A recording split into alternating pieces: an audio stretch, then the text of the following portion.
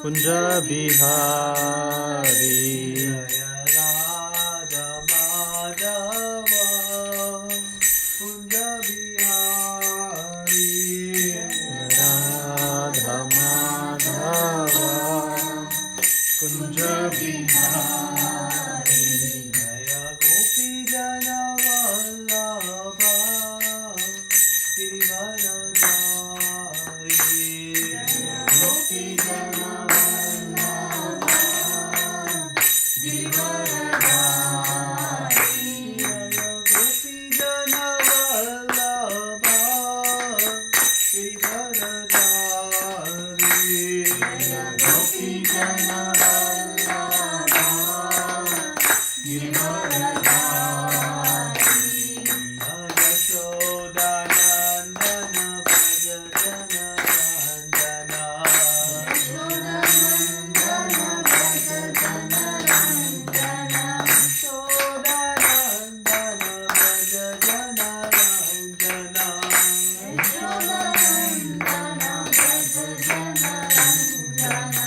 Yamuna Tira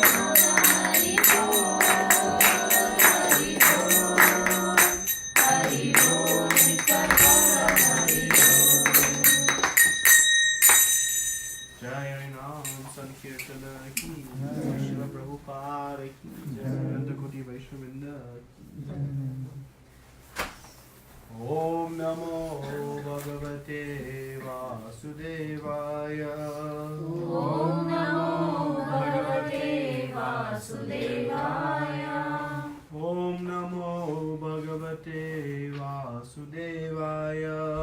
Om Namo Bhagavate Vasudevaya. Om Namo Bhagavate Vasudevaya.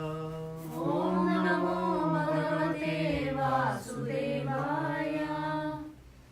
Om Jnanaatimirandasya Jnananjana Shalakaya Chakshurunmilitam Yena Tasmai Shri Gurave Namaha. Shri Chaitanya Manobishtam Stapitam Yena Bhutale Swayam Rupa Kadamayam Dadati Swapadantikam. Vandeham Shri Guru Shri Yuta Padakamalam Shri Gurun Vaishnavamcha Shri Rupam Sarajatam Sahagana Raghunatham Vikam Tam Sajivam Sadvaitam Savadutam Parijana Saitam Krishna Chaitanya Devam Shri Radha Krishna Padan Sahagana Lalita Shri Vishakhamritam Cha. Hey Krishna Karuna Sindhu Dinabandhu Jagatpate Gopesha Gopika Kanta Radha Kanta Namostute Tapta Kanchana Gaurangi Radhe Vrindavaneshwari Vrishabhanu Sute Devi Pranami Hari Priye Vancha Kalpa Tarubhyascha Kripa Sindhubhya Eva Cha Patitanam Pavanebhyo Vaishnavebhyo Namo Namaha.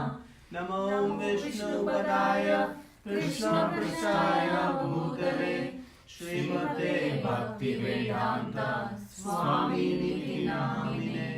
Namaste Saraswati Devi Gauravani Pracharine Nirvishesha Shunyavadi Paschata Deshatarine. Jai Shri Krishna Chaitanya Prabhu Nityananda Shri Advaita Gadadhara Shri Vasari Gaura Bhaktivinoda. Hare Krishna Krishna Krishna Hare Hare Hare Rama Rama Rama Hare Hare.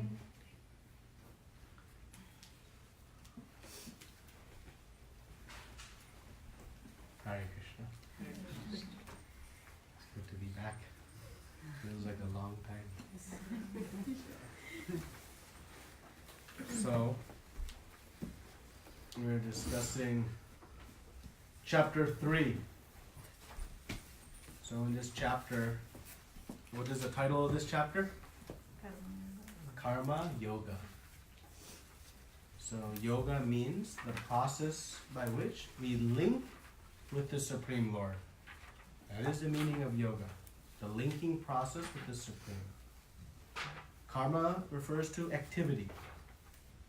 So this chapter, Krishna is speaking, the activity in which we can do, which brings us in union with Krishna. So how to act. What type of activity is beneficial for us. There are so many options for activity, but how to decide what is the most beneficial activity for me. So that is the title of the chapter. And Arjuna has opened this chapter with this question about whether to be inactive or active. Krishna, do you mean that I should renounce everything and give everything up? Become a sannyasi and go to the forest? Is that what you mean when he said in the second chapter that Arjuna, you should keep abominable activities far away from you? So Arjuna understood that to be he should run away from this battle that was going to ensue. So Krishna is going to speak now about how to purify our consciousness so that we can achieve the end goal of self-realization. So he's going to tell us that being active is better than inactive. That is, a very important instruction coming in this chapter. He is going to explain to us the importance of yajna. And when we think of yajna, we think of offering grains into the fire. That is yajna, but yajna is much broader than that. Yajna is our whole life. And I think, wait a minute, I have so many other activities. But the concept of yajna is to sacrifice for the Lord. And so Krishna is going to explain to us why it is imperative that we live a life of yajna. That does not mean we're going to sit in the yajna mandap all day long. No, but how all of our different activities shall be performed as a means of sacrifice. And the main question we have to answer in sacrifice is why? Because nobody wants to sacrifice. When we say sacrifice, it says, not for me. Right? So Krishna is going to explain to us why that this sacrifice is beneficial for us. Because when Krishna says that you renounce the fruits, Arjuna, you give them to me, it sounds like who is going to benefit in that equation? Who's going to benefit? When Krishna says, Arjuna, you give me the fruits of your work, We are going to benefit. Actually, is going to benefit. that is ultimately, but what our initial reaction is, No. Krishna benefits, right? Yes. And we, or Arjuna, loses. Loses. Right? That's the conventional logic. But remember, Krishna has nothing to gain from our fruits. He has enough fruits in the spiritual world. He doesn't need any more mangoes. He is fully satisfied. So when Krishna is telling us to renounce the fruits, there must be some substantial, significant benefit for us in the process of renouncing the fruits. But because of our false ego, we don't renounce the fruit so easily. So Krishna is going to explain why. And we'll see that it is ultimately for our benefit. And working in this detached mood, two things happen. Purification of the heart and knowledge. Anybody is full of knowledge today? Anybody has a fully pure heart? So, how to achieve both of these is following the instructions in this chapter. Right? And we talked about detachment. So, we'll come to this question now. So, in the third verse, Krishna said, this is a very important verse. So we'll do a little bit of review, though I know you studied this in great detail already, but let's review it again. The Supreme Personality of Godhead said, O sinless Arjuna, I have already explained that there are two classes of men who try to realize the self. Some are inclined to understand it by empirical philosophical speculation, and others by devotional service. Now, first question. Why does Krishna call Arjuna, O sinless Arjuna? Anybody know? It's an interesting statement, right? Because he has always followed the instruction of Krishna. Yes. So then why is he confused about to be inactive or active? You're on the right track. He's in association with Krishna at the moment. He's in association with Krishna at the moment. Krishna is saying, O sinless Arjuna, to remind all of us. Krishna is speaking to Arjuna for our benefit. Arjuna is already in perfect knowledge. He knows karma yoga, jnana yoga, bhakti yoga. But Arjuna is playing this role of being confused about inactive or active so that he may speak. But truly Krishna is speaking to who? To all of us. So he clarifies by calling Arjuna, O sinless Arjuna. Krishna does this throughout Bhagavad Gita, makes subtle comments here. And they're very important. And our acharyas give us great commentary to understand these comments. So it helps us remind that Krishna is speaking to us, to me, not to anybody else. Right? Now, he says there are two classes of men. What are the two classes?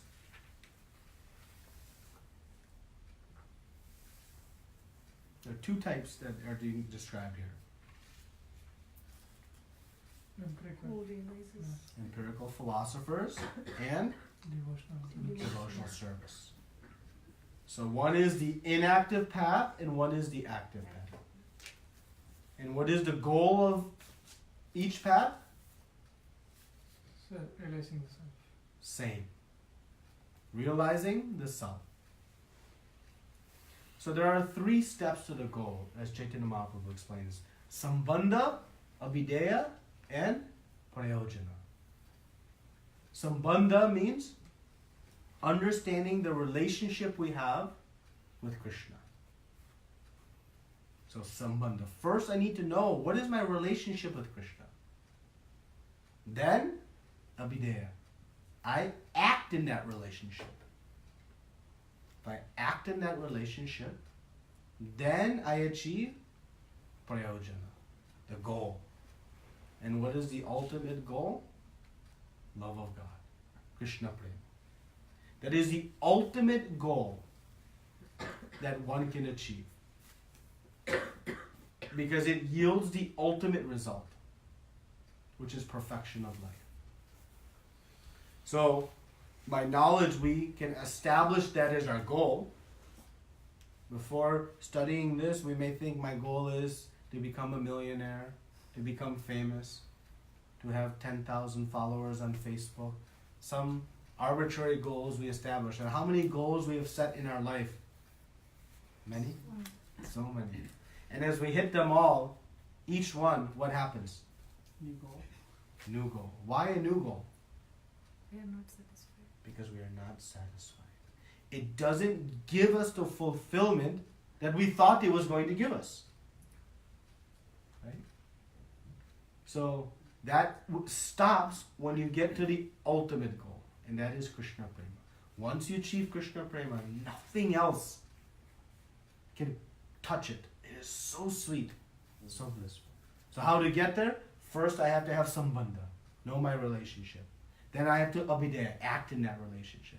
And then the goal of Krishna Prema will come. Okay. So the goal for both the empirical philosopher and the devotee is the same. The end goal is the same. But the paths are different. They're distinct. Right? So Prabhupada comments in the purport that he compares the two paths. And he says that the Krishna conscious path itself is purifying. Both paths, one must purify. And what do we purify of? What do we need to purify of? Our consciousness. And specifically, what type of consciousness? Body and Exact. Body, material consciousness. I, me, mine. Eating, sleeping, mating, defending. All the sense gratifying desires. Why? Because they lead to suffering. For us. Misery. But those desires are there. And they're very strong. So we need to purify from those desires. So there are two ways to purify from those desires. One is to try to philosophically speculate and understand and analyze and say, you know what, I'm not going to do that. I'm not going to watch movies anymore. Done. It is matter. But what is the problem with that? You know, everyone's laughing because they know. You do it every They feel like watching Robot 2. They want to go again and again. Right? So the analysis of philosophy doesn't lead to, it's very difficult to purify from these desires. But Prabhupada says Krishna conscious itself is purifying. So how is Krishna conscious itself purifying? in the devotional service, you are getting more values and leaving something. Like it's a exchanging $5 versus $100. In devotional service, we're doing some activity that is sweeter. And therefore, I don't even have to think about giving up another activity. It naturally happens. Right? What activities we used to do on Thursday evenings? Something else, right? And now we're having this activity. Somebody is forcing you to come? Or come in or something. Now we are forcing that we have to go. That is the discipline, the enthusiasm. That is good. Sometimes we need that because sometimes the desires become very strong. So, Krishna conscious, the process itself is purifying. So there's, in the inactive path, you must go through a purifying process to come to, what is the end result of purifying through the inactive path? What does one do then, once they are purified? ABCD. Krishna consciousness, bhakti. And once they are purified from all of the desires, and they realize I am the soul, I am not matter, and I realize I am part and parcel of Krishna, then from that, what do? I'll be there. I begin to act in that relationship with Krishna. I do bhakti. So the end result of all of that dry philosophical speculation is to purify the desires to come to the process of bhakti. But Krishna is going to tell us later, Prabhupada is being very kind to us, just in case if we stop reading here, he's telling us now. But the process of bhakti itself is purifying. Meaning you don't have to do a separate purification process. By the practice of devotional service, one automatically purifies. The second thing he says at the end is that the process is very sweet. It's so difficult to honor prasadam. It's so difficult to hear beautiful kirtan, to see the beautifully decorated form of the Lord, to speak and discuss his various pastimes. It's so sweet. That's all bhakti. And every time we hear, we speak, we taste, we see, we are purifying so many desires. Eating gulab jamuns is purifying when they are offered to the Lord. What could be easier? What could be better? So this active path, Prabhupada is guiding us, and Krishna will tell us in the coming verses, it's very easy and sublime, meaning sweet. It's not so hard. Saying, I'm going to stop all my material desires, that's very difficult. But to say, I'm going to sing and dance with the Lord and honor gulab jamuns, and chant. So, the Krishna conscious process, the active process itself is purifying, and it's very easy and sweet. And we also obtain the mercy of Krishna. So we'll talk more in the coming verses, and in verse 7 ultimately. Krishna is going to give his ultimate conclusion in verse 7. Now, Prabhupada makes a very famous statement that I wanted to discuss. Maybe some of you have heard this statement before, but it's very important.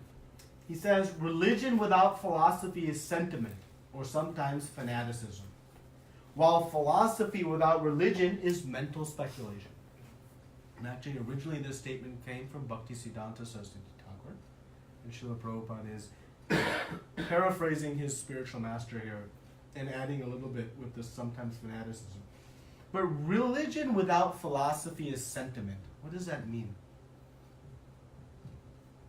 It's almost a play on words, but what does that mean? It's a ritual. Yeah, it's a ritual. Meaning, just doing rituals without philosophy and understanding, it's just sentiment. We're sentimental. And sometimes why it becomes fanaticism? Because we become so obsessed with the rituals, we forget the meaning behind it. we forget the purpose behind it. And that's where it can lead to fanaticism. Because we have lost, we don't have the understanding of the purpose, the philosophy behind it. So religion without philosophy is incomplete. Now, philosophy without religion is mental speculation. What does that mean? If the philosophy without the disciplic succession or without Supreme Lord, it is just a mental speculation. It's just a guess. I can philosophize about how big the universe is. I can guess. But only way I can know is with Shastra. I can guess how many species there are on this planet through my scientific observation abilities. But if you have 10 people guessing how many species of life there are, how many answers you'll get? 10. We can guess how many planets there are in the universe. We can guess, do I have another life? Is there a soul in my body? That's all philosophy, and I can make some interesting logic. But if it's not based on Shastra, it is purely speculation. So, Prabhupada makes the point here that religion is a science. There is a specific process and philosophical base that explains the why and how of everything. Nothing should be done ritualistically, just because. But our rituals, our process and what we do must be grounded and must come from Shastra. Because we don't know. So, in practicing spirituality, we want to avoid becoming sentimental or fanatical. And we also want to avoid becoming speculators. Understand the science of Krishna consciousness as presented and apply it with faith. Okay? The statement makes sense now? You can explain it to somebody? It's a very important statement that Prabhupada makes in his purport. Okay. So let's discuss now the fourth verse. Who wants to read the verse?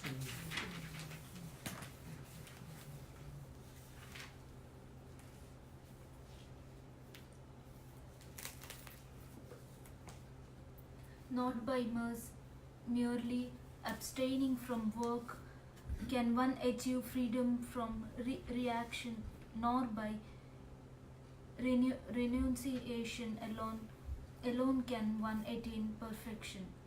Purport. The renounced order of life can be accepted when one has been purified by the discharge of the prescribed form of duties which are laid down just to purify the hearts of materialistic men. Without purification, one cannot attain success by abruptly adopting the fourth order of life. According to the empirical philosophers, simply by adopting or retiring from fruitive activities, one at once becomes as good as Narayana. But Lord Krishna does not approve his principle. Without purification of heart, sannyasa is simply a disturbance to the social order. On the other hand, if someone takes to the transcendental service of Lord, even without discharging his prescribed duties, whatever he may be able to advance in the cause is accepted by the Lord. You can skip that. Even a slight performance of such a principle enables one to overcome great difficulties. So, in verses 4, 5, and 6 of chapter 3, this chapter we're on, Krishna is going to now explain the dangers of the inactive path. He has said in the last verse there are two paths for self-realization. And now he is speaking about this inactive path in verses 4, 5, and 6. And then in verse 7, he's going to say, Arjuna, anybody can guess what you should do? Work. Do bhakti. Right? Doesn't take a rocket scientist to know. But that's what Krishna is going to say. But he's going to explain why. Right? So that we clarify our doubts. So the first point here is that the renounced order of life can be accepted when? When can one renounce activity? One who attains the level of purification. One has a pure heart. Because what happens is just the purification is the qualification. If I go and I buy one white lab coat and I put a stethoscope on my neck and I put one, like light that they look in your ear in your pocket, and I put a name tag, doctor. Do I have the qualification of doctor now? No. Why? I have everything. I changed my dress. But by knowledge. I don't have the knowledge. I don't know anything about the body. Right? So the same thing. Just renouncing and putting sannyas dress on, does that mean anything? No. So one must first, before, purify the heart. Now, why must we purify the heart before renouncing activities? Because after purifying, we can understand. So so we can understand.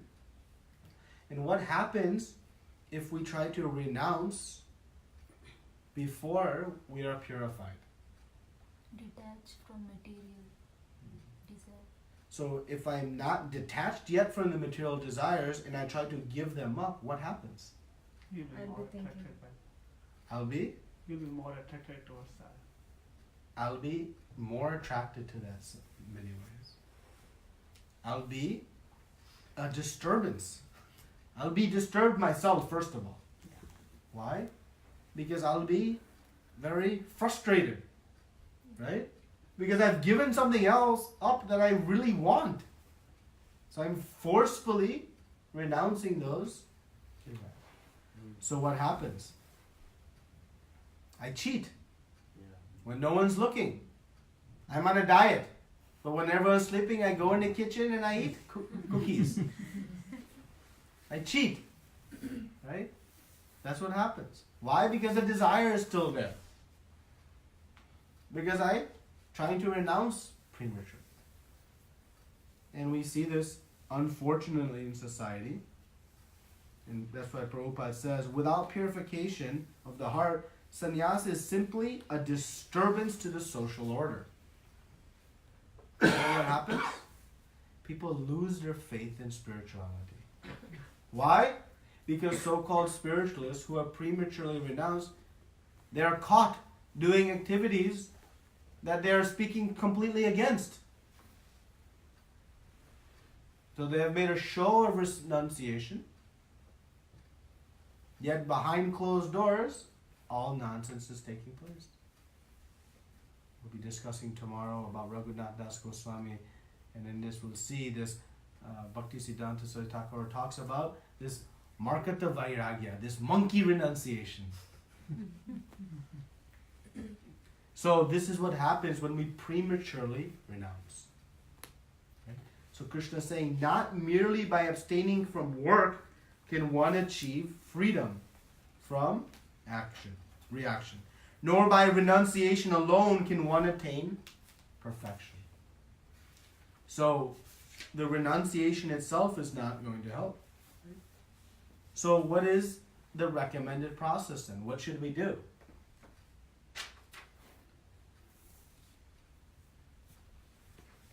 If I can't abstain from work, then what should I do? Choose a process which is suitable for our level of purification and which help us to go to the next level. choose a process that will allow us to purify while making progress, while moving forward.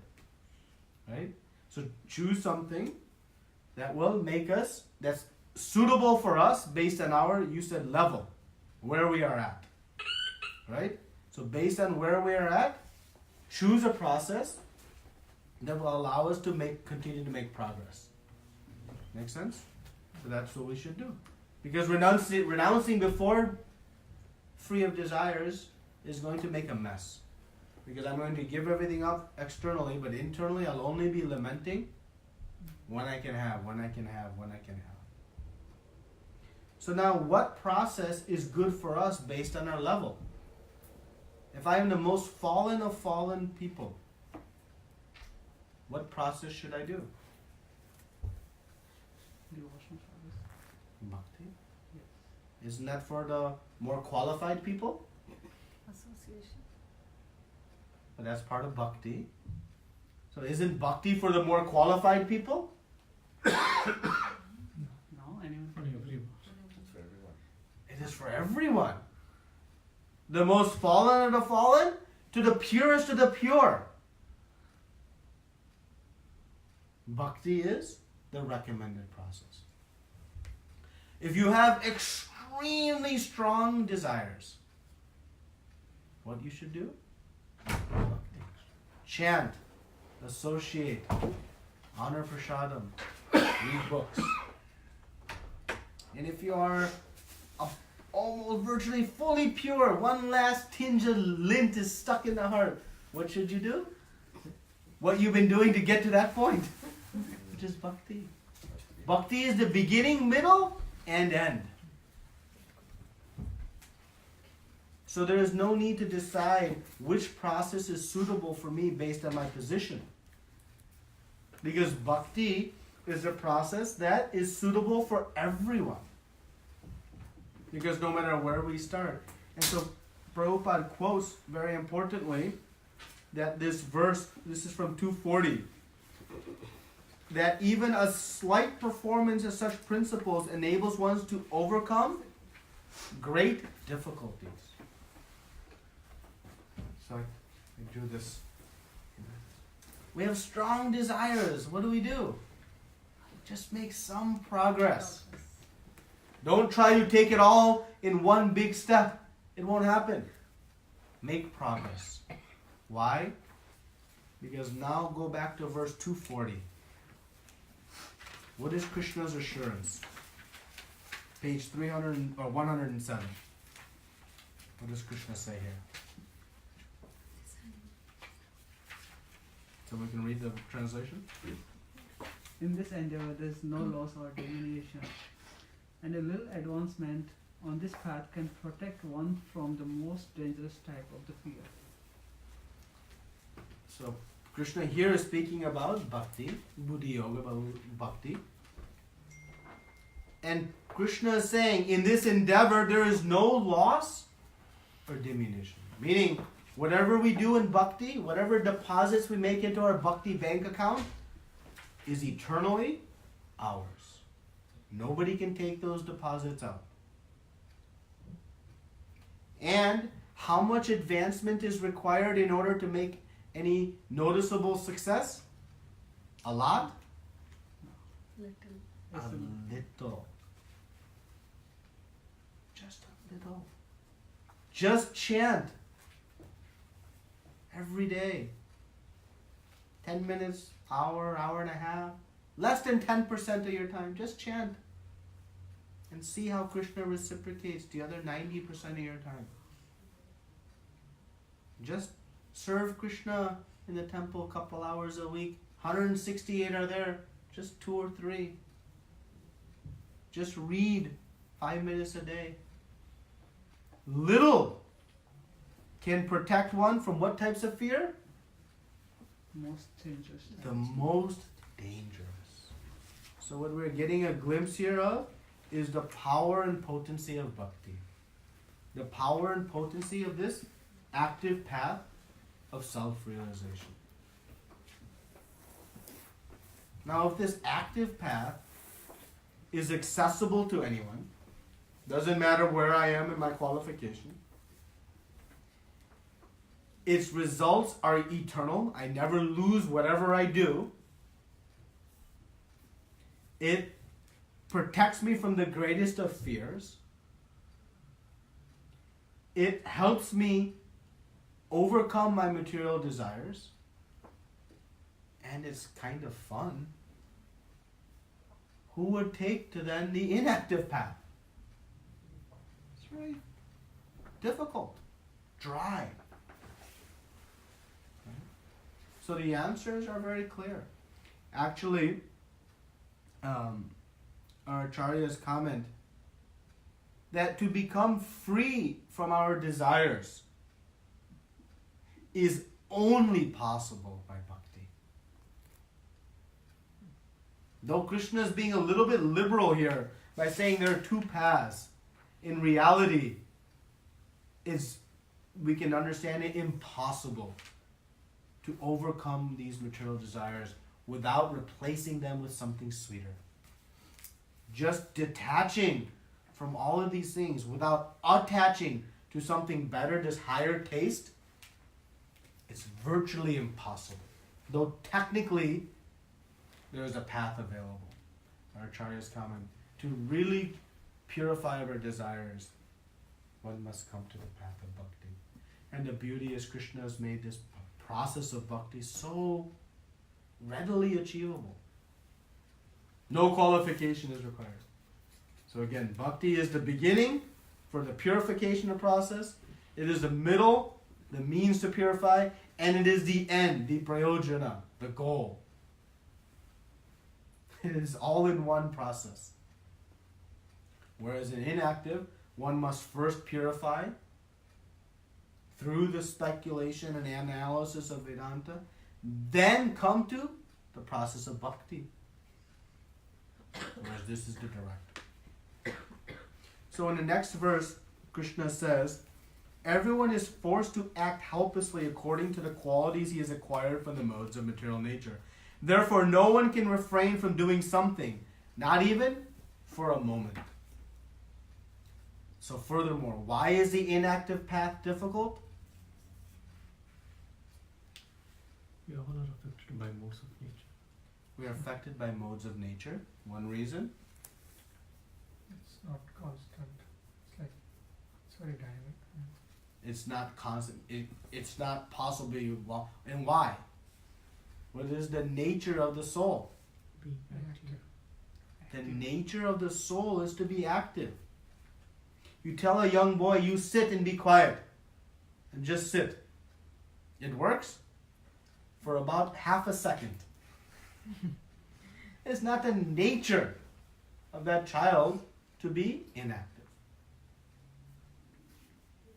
Can we sit and stop the mind from thinking anything? We can try to make the body inactive, but can we make the mind inactive? No. The more you try to make it inactive, what happens? It becomes more. The cyclone accelerates in the mind, right? That's what happens.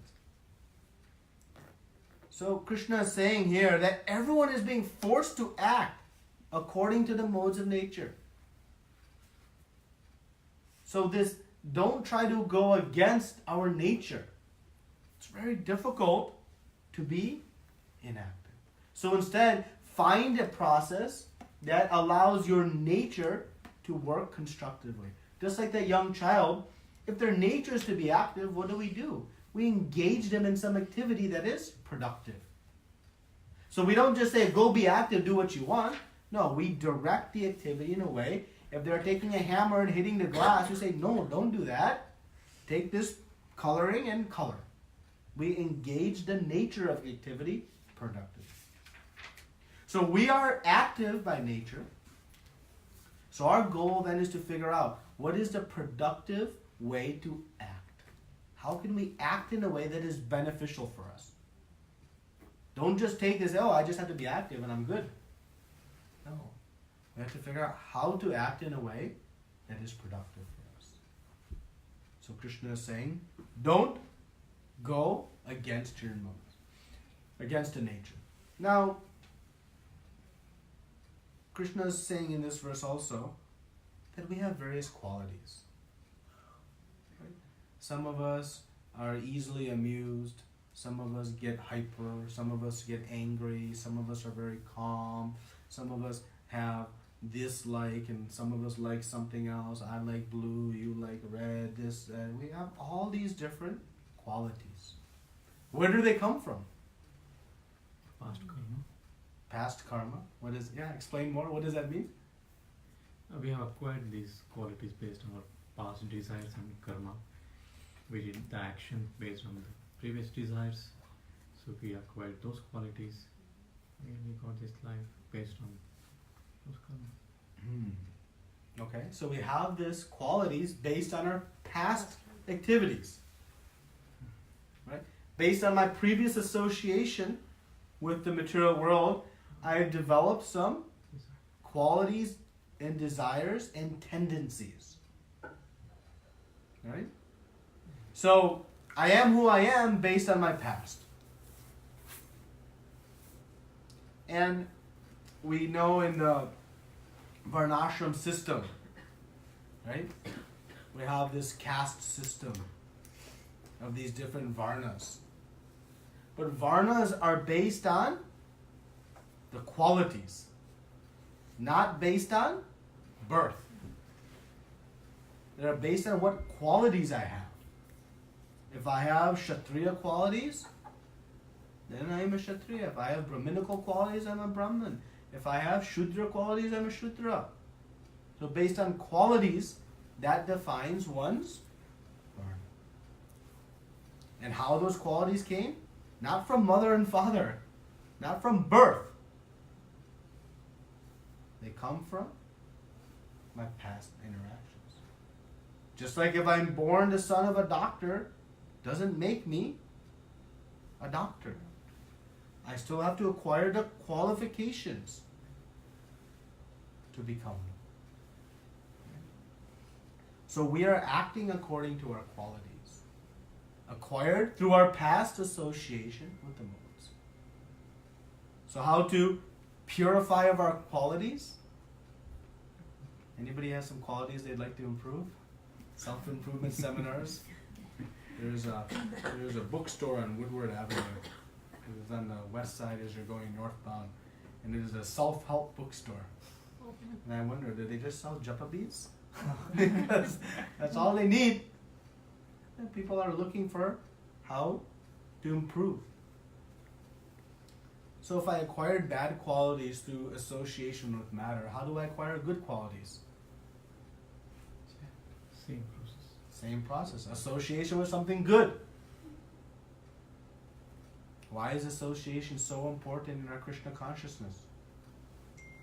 To protect the qualities thus far we've developed and to bring about more. To become inspired by those who have the qualities that we are also seeking.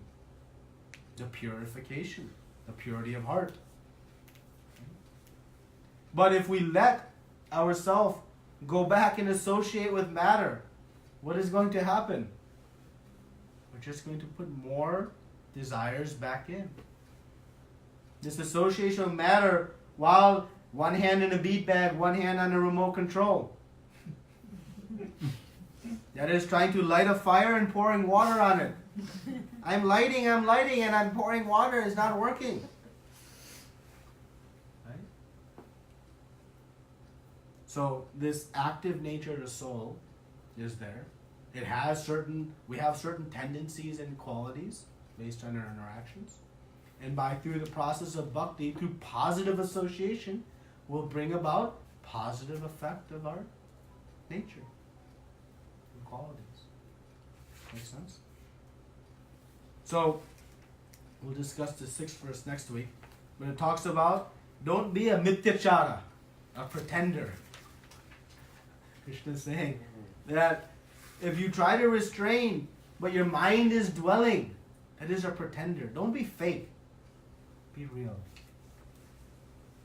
And that'll take us to the 7th verse, where Krishna is going to tell us, by far superior is to try to control the senses through bhakti. So he's not going to say it's better. He's going to say it's by far better. So just take some baby steps in bhakti and know a great result will come, and we are on the right path of Krishna consciousness. Any comments, questions? So our every desire should be related to Krishna. That is the goal. But take baby steps. Bring one more desire for Krishna today than we had yesterday. Just one. One more minute today I'm going to think about Krishna than I did yesterday. Yeah, the goal is 24/7. But today I'm going to think about Krishna just one more minute than I did yesterday. And remember that Krishna is so sweet and so unlimitedly blissful that the more we taste of Krishna, the more greedy we become for more. And this is a good greed. Narada Muni says we should become greedy for bhakti. But this is not material greed, which is destructive. Spiritual greed is productive. It fuels our... So just start by adding Krishna consciousness to our life and let the higher taste slowly grow and subdue all the other desires. But take baby steps. It's okay? But to stay in this material world, so like a few things we have to do. If we want or not, but we have to do. So how we will know like we are detached from this and we are like path of bhakti beyond.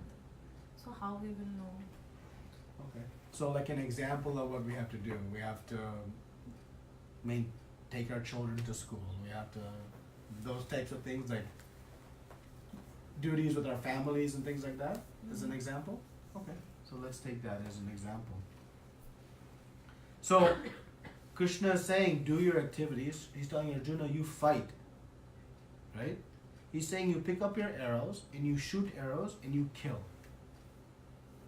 Now how is that going to be bhakti? How is that going to be bhakti? It's going to be bhakti because Krishna is telling him to do it. That's it. If Krishna is telling him to do it, it must be good, and for that reason it becomes bhakti. So the extreme of Arjuna shooting arrows can also become bhakti.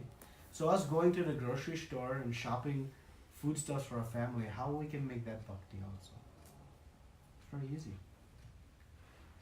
The end goal should be to please Krishna. So I have to cook some foodstuffs for my family. Well, first, I'm going to offer to Krishna because he is the proprietor of everything. So I'm going to offer to Krishna. And then I'm going to feed my family.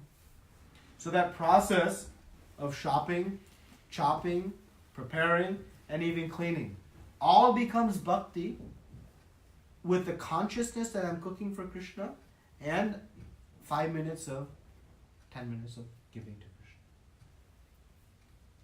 You're still feeding your family. I have to go to office. How is that bhakti? Well, what am I going to do with the fruits of that work? Am I using the fruits of that work to satisfy my senses? Then it is not bhakti. But if I'm using the fruits of that work to satisfy Krishna's senses, it is bhakti. Well, if I satisfy Krishna's senses, where I'll live? Okay, well I have to have a home, some shelter.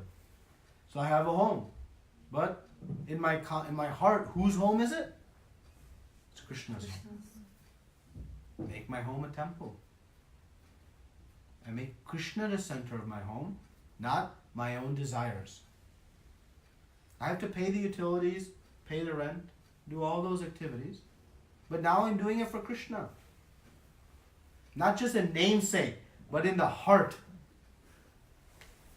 Just putting a sign on the door, temple, Doesn't make it a temple. It has to be here. So like that, all of our activities should have that end goal. I have to take my children to math class and this and that, and how I can make that bhakti? Well, I'm trying to raise my children to also pursue the path of self-realization by the means they're possible. So I'm raising them to be devotees. And along the way, they'll have to enter Grihastha ashram, so I have to educate them and bring them. But my point of educating them is not so that they can make lots of money and become famous in society and satisfy their senses. My point in educating them, and more often we want to educate our children, satisfy ourselves more than even them. But our point should be to raise them in a way so that they can become great servants of Krishna. So then in this way, these different activities become spiritual. So we have to see how to bring all these different activities to Krishna consciousness. And ultimately, that's why Krishna is going to tell us we need Guru in our life. He's going to say, Tadvidi paripatena pariprashnena sevaya puddekshantite gyaninas tapta darshina. To understand how to practice this, we need spiritual master in our life. It's okay? And more questions?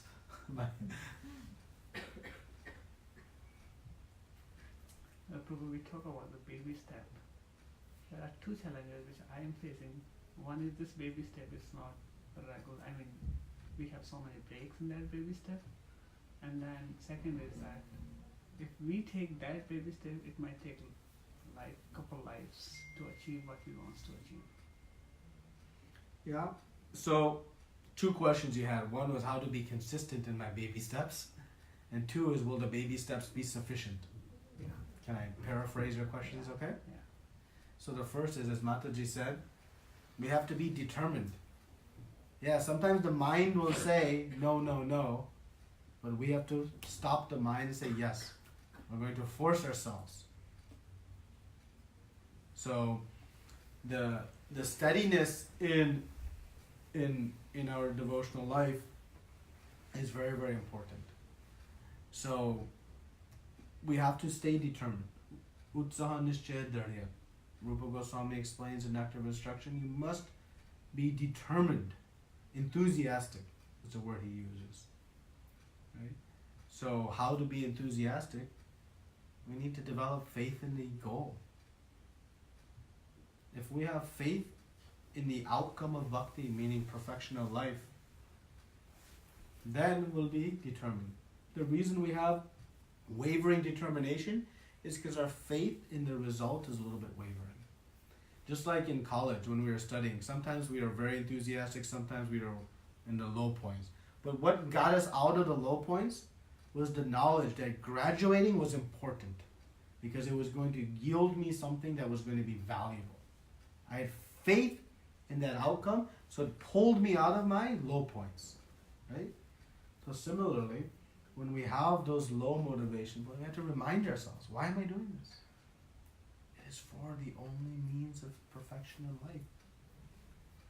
Association is an important part of being consistent. Yeah. Consistent association leads to consistent practice of bhakti. And the opposite is 100% true also. Inconsistent association leads to inconsistent practice of bhakti. My cell phone, if I disconnect it from the charger for a prolonged period of time, will die. No matter what phone I have, it'll die.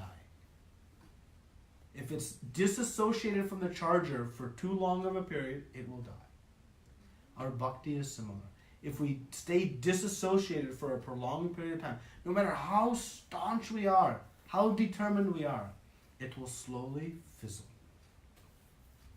So consistent association will lead to consistent practice of bhakti.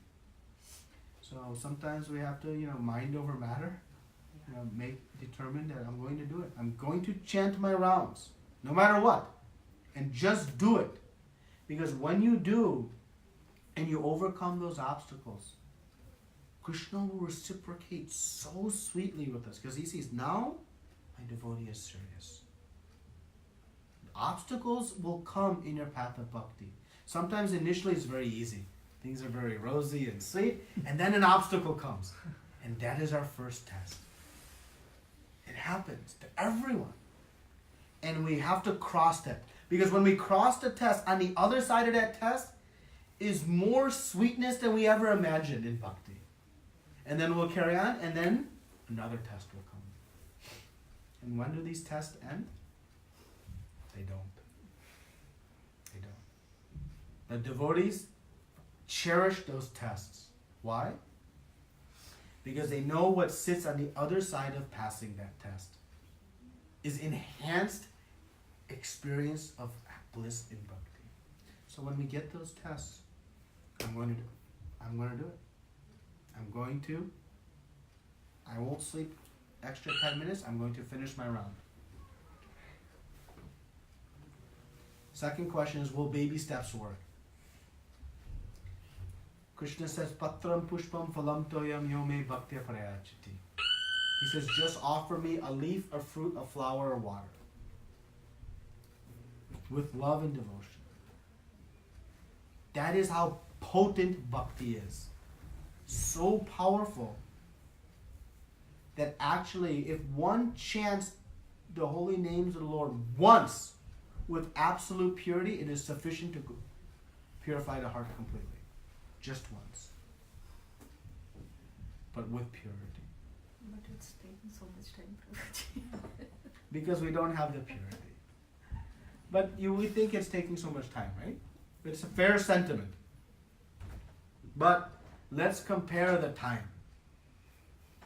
So we have been associating with matter for millions of lifetimes, which equates to millions and millions of years. We have been working in separation from Krishna. Now for 1 year, 2 years, 10 years, even 20, 30 years, I am in bhakti. But millions and millions I was away.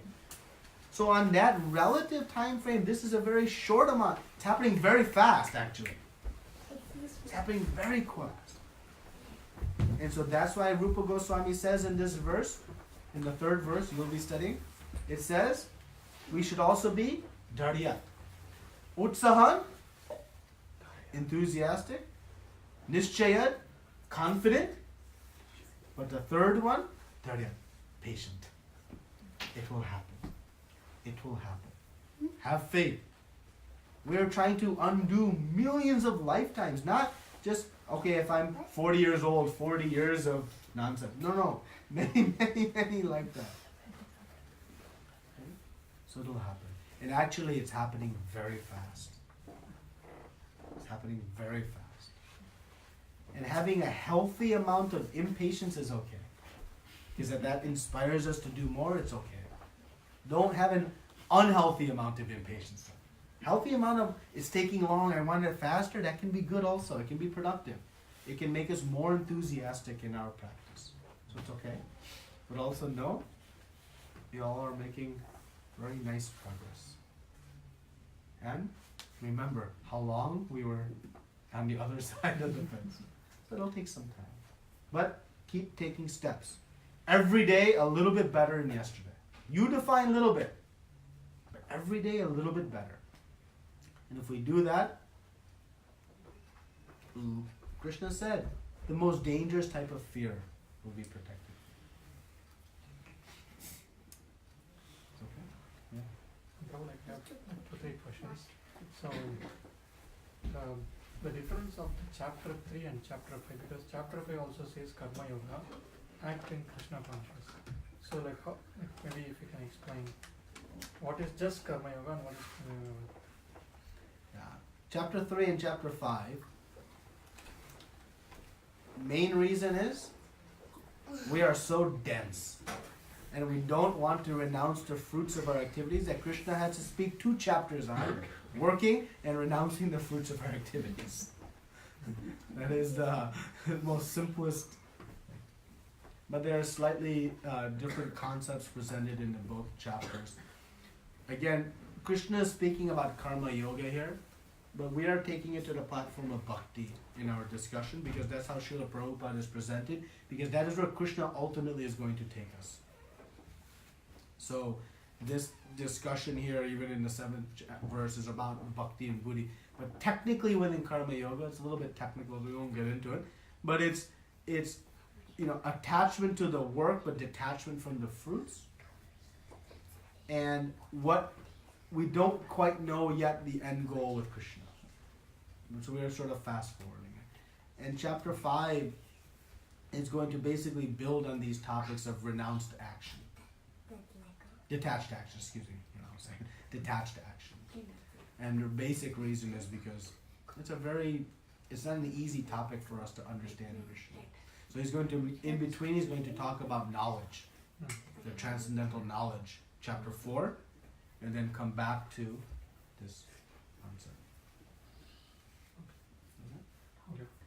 And like you were saying about purification, right, Prabhu? Like, how do you know that you have attained that purification? Like, because what's the definition to it? Like, So, Bhaktisiddhanta Thakur gave us this formula for evaluating our progress in bhakti. Sometimes we wonder, how do I know if I'm making progress? Maybe to your question also, like, how do I know if I'm making progress? And we need a measurement tool. So what is the measurement tool?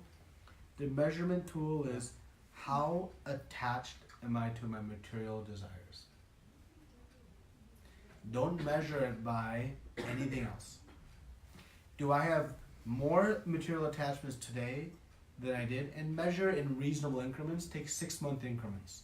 6 months ago, was I more attached or less?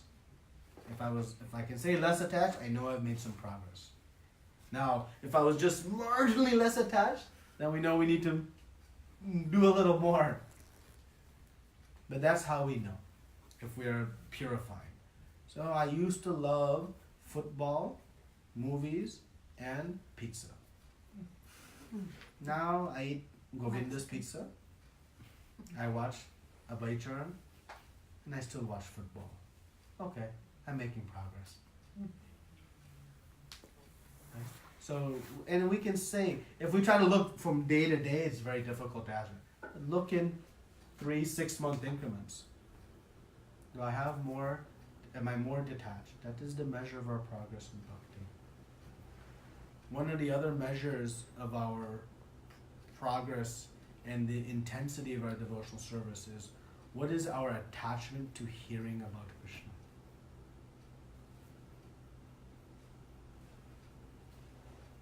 How intensely am I desiring to hear? So by chanting, by associating, by books, we'll see that. So keep chanting, keep reading. But when all else fails, keep chanting. Chant, chant, chant. It's okay? Unfortunately, we cannot look inside and say, is it clean? Yeah, there's no industry. It doesn't work that way. It doesn't work that way. But know by the proper practice of bhakti, it's happening. And you will see the symptoms also. As you said, we are not supposed to watch movies, and sports and news. So when I get associated with someone else, don't I look dumb if I don't know anything? Well, you can talk about Krishna, then you'll look smart. Yeah, I mean, there are social pressures that create that. So, we have to do certain things, but the question you have to ask for yourself is, do you care? Does it matter to you? Do you care what someone else thinks? Or do you care what is best for you? And then you have to decide. Like, there are practical issues, like in certain jobs, like, people who are in different, they have to read newspapers. I read the newspaper. Why? Because I have a job that requires me to interact with people, and I have to be able to, speak about world happenings in business. Gotta do it. But I do it out of a responsibility. So it happens like that. Or if you're a doctor, you have to read medical journals. Or if you're, in your field, you may have to do certain things. So there are situations in which you do that, but that is also part of your spiritual process. But we have to be very careful, because unfortunately from there attachments can develop. Attachments can develop. And so we have to be, very careful. So when those happen, we have to double down our association elsewhere, right? But when it comes to pleasing friends, you can respectfully accept their ignorance in Krishna consciousness, and they can respectfully accept your ignorance in movies. You should respect them for their lack of understanding, and they should respect you for your lack of understanding. If they're friends, true friends, then why they would not respect? Right? So we lead by example. We don't say, oh, you rascal karmi, don't you know you're creating bondage and birth, death, old age, disease, and if they want to hear, you can tell. Otherwise, bring them But how something we else. can convince our family, Prabhuji, because we can't tell them anything. Because by age and all, they are so high. So. Oh boy. Just chant. We can chat, they can't. Don't worry. Prahlad Maharaj, 7th canto, Srimad Bhagavatam. When Lord Nrsimhadev said, my dear Prahlad, I love you so much. What benediction you want from me? Prahlad Maharaj said, I want no benediction. Nrsimhadev, no, you must ask. Please. And then he said, I want the benediction that I'll never ask for a benediction. I'll never be tempted by a benediction, is what he said. Because he knew, if we get something, there's a danger of being coming attacked. He said, don't ever tempt. And he said, cute, but keep going. What do you want? Father said, please forgive my father. His father was a demon who fought, who tortured Prahlad. Prahlad Maharaj remained very pure at heart. Though his father was so evil to him, he never reciprocated. He remained loving. He said, please forgive my father, deliver him. And Nrsimhadev said, my dear Prahlad, because you have become my devotee, your father has already been liberated because of your bhakti. Not only your father, 21 prior generations have been liberated. And 21 future generations have been liberated. So, if our family is not ready to yet chant, don't worry.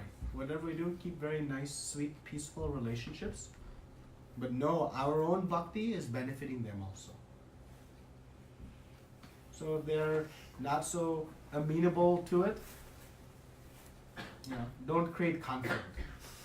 Don't create stress in the family. I'm not facing that, but Yeah, no, it happens. future. Many people face severe stress, where there's difficulties. So you encourage, just practice your, but know that your spiritual life is benefiting them. Just related to this, I don't know whether it relates or not, just according to my experience, what I'm going through, I'm telling you. Still, I'm a baby step, I'm falling down, trying to decide, go up, but I'm falling down. But it's always in my mind that Krishna is the one, because of him, to go back to him, I have to follow the steps. So even if I'm not able to attend the Bhakti Ruchya, I used to pray Krishna in the evening, and I used to light in the lamp, and I used to listen to the songs. I told Nitya Mataji the other day, my Prabhuji, he always used to watch all Fox News, that this and all, Bollywood songs and all. But he never comes, but he has a faith in God, and he came to temple, but he doesn't want to come. The miracle, what happened was, just related to her question, maybe it is related to. since I was continuously praying God, but like, you know, to be honestly, I stopped chanting, but like I will be praying God and like, you know, I'll be singing song. So by listening to me, now he's so addicted to the Krishna related songs that like, you know, every evening I told Mataji, right? So what he listens is he don't even watch TV now, like he always listens to the songs. And I told him today, why don't you come, Prabhuji will be very happy to see you. So I think like, that's as you good said, like, association. yeah, when association matters, like, you know, if we see something good, like, you know, I think we learn something good. I feel so. It's always a balancing act. So don't, you know, I always don't create disharmony in the relationships with anyone, friend and enemies. But to your question, Mataji, you know, I have to have real friends will respect us for who we are, and vice versa. We should not judge others. So it's a two-way street of respect. If we maintain that, we'll see who our real friends are and who our real well-wishers are. I have, you know, some of my, you know, college friends are total karmis, but there's a respect. So I don't associate, don't take inspiration. There's a respect. There's a respect at least. Some went away, but new ones came. But are we willing to sacrifice what's good for us to make somebody else happy? That is a question we have to answer. Am I willing to sacrifice what I want to make somebody else happy? The only somebody else we should ultimately make happy is Krishna. Any other questions, comments? Yeah. Can you go to that slide that Prabhupada commented, that faith thing? Yeah. So what is this religion here mean, Prabhu? Like, Oh boy. you know, like, is it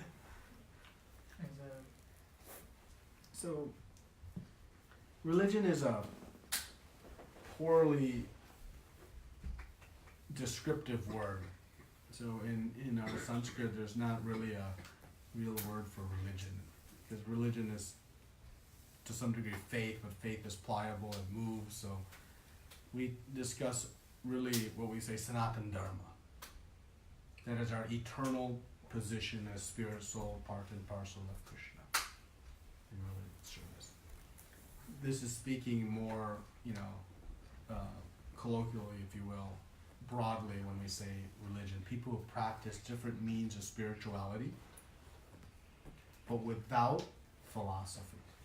And if we see 99% of spirituality is this, right? Do it.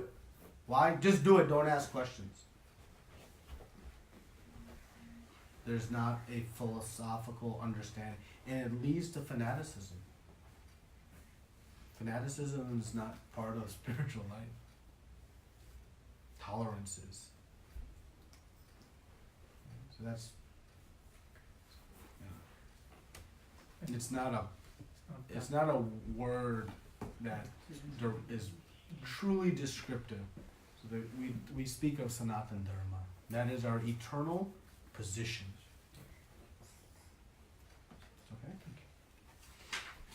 Anything else? Okay. Srila Prabhupada, Ananta Koti Vaishnavanda.